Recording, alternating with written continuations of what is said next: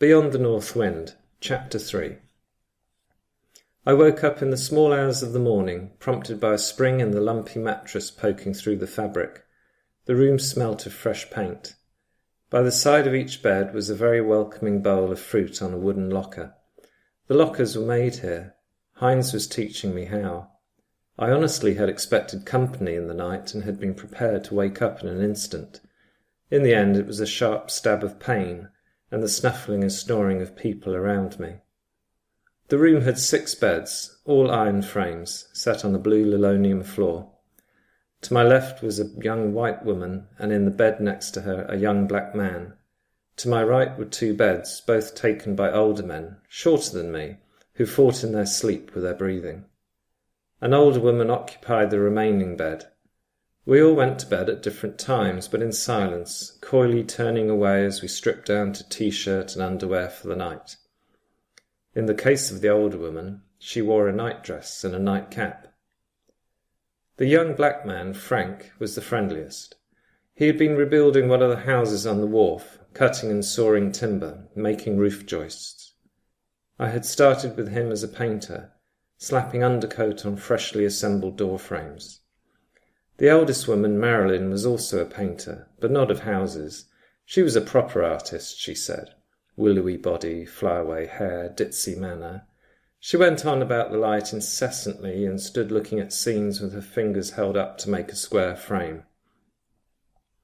Once awake, I could not go back to sleep. I got up slowly, my vision sparking with flashes of light, and went to sit in the kitchen. Marilyn had told me more about Sigrid.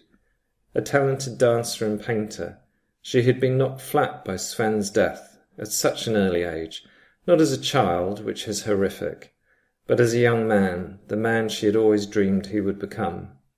She never got over it, and her muse fled to goodness knows where. Marilyn's goal in life was to reunite Sigrid with her muse. Sigrid, however, seemed resigned to her fate and her new role as bereaved mother, although previously she was a happy humanist, directing the life of the village. She had loved life and cheerfully accepted death as part of the natural randomness of the universe. What was there to fear of her own oblivion? But the oblivion of her only child was another matter. Sven's body had been cold in the hospital by the time Sigrid had got to see him, said Marilyn. Just like that, gone. Marilyn snapped her fingers. Then she showed me a photograph of Sigrid and Sven together. Sigrid looked like Siv, her sister. Sven had staring eyes, thick blonde stubble, and receding blonde hair. I closed my eyes and remembered the face. When I opened my eyes, I confirmed the image and returned the photograph to Marilyn. Frank came into the kitchen. He wore a blue t-shirt and the black boxers he slept in. Marilyn turned away. He shared pop-up waffles with us, hot from the toaster. I made instant coffee, and we made our usual joke about whether he liked it black or white. As it turned out, he fancied white today. Long life UHT milk from the fridge. Marilyn coloured up and left the kitchen. We laughed like kids. Back in the dorm, I put on my trousers, day shirt and sweater. I told Frank I would soon later to paint the new house. The air was fresh outside in the harbour, everything made clean again by the wind off the sea. The White House dominated the hills. The idea forming in my head was audacious, all right. I couldn't recall anyone ever having done anything like it before in the history of the universe. For the rest of the day I painted, sawed, and learnt new skills. At lunchtime, when everyone else was outside, I went to the store at the harbour edge, in vain search of what I needed, and came up trumps. My idea was homeopathic, a cure provided by a little bit of what ails you. People would ask how could I do such a thing to a woman. It would be considered the height of bad taste. Truth be told, I didn't have many options. I had to do something. I had 3 weeks here remaining of free living, and then I needed to be on my way. But to where exactly? This place was a tolerant oasis in a not particularly tolerant society, as my wanders around Boda had confirmed. The police of 2 countries were interested in me. I wanted to stay and work at being me in this country. The force of this realization surprised me. The wind-born seed wanted to put down roots. I worked on my plan in the middle of the night, waking up at 3 o'clock, tiptoeing to the shared bathroom. I followed the instructions to the letter and hoped for the best, as many have in the past. "Everything all right?" asked Frank, when I stole back through the room, hood up like a thief. "You were in there a long time."